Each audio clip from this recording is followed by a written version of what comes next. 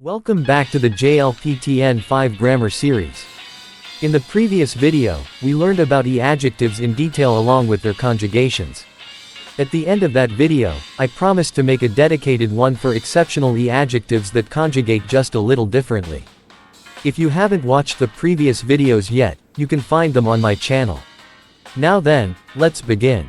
As we know, all adjectives that end with the hiragana I, with a few exceptions, are called i-adjectives. This I ending makes learning their conjugations quite straightforward. However, there are a few i-adjectives whose pronunciation changed over time, but they still follow their old conjugation rules. That's why they're considered exceptions. Today we will learn the most common exceptional i-adjective at the JLPT N5 level. I, We will also look at かっこいい which follows the same pattern. Originally, the adjective いい was pronounced 良い and written using kanji as shown. Over time, its pronunciation changed to いい which is now commonly written in hiragana.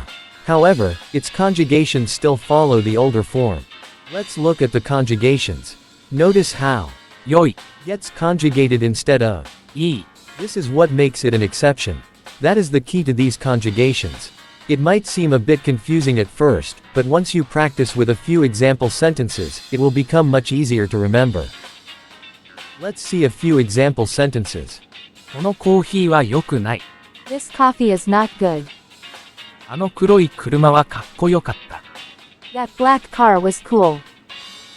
そのジャケットはかっこよくない That jacket is not cool. Here's a simple trick. Always conjugate the older form. 良い Do that and you will never get the conjugations wrong. A mini exercise for you. 昨日のコーヒーは Yesterday's coffee was good. 昨日のコーヒーは良かったそのシャツは That shirt is not cool.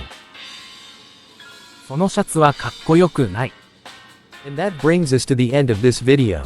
I hope this helped you remember how to conjugate these exceptional i-adjectives. If you have any questions, feel free to leave a comment. Your feedback really motivates me to make more lessons like this. In the next video, we'll learn about na-adjectives and their conjugations. See you next time. Till then, keep studying Japanese, have fun, and let's crack JLPT together.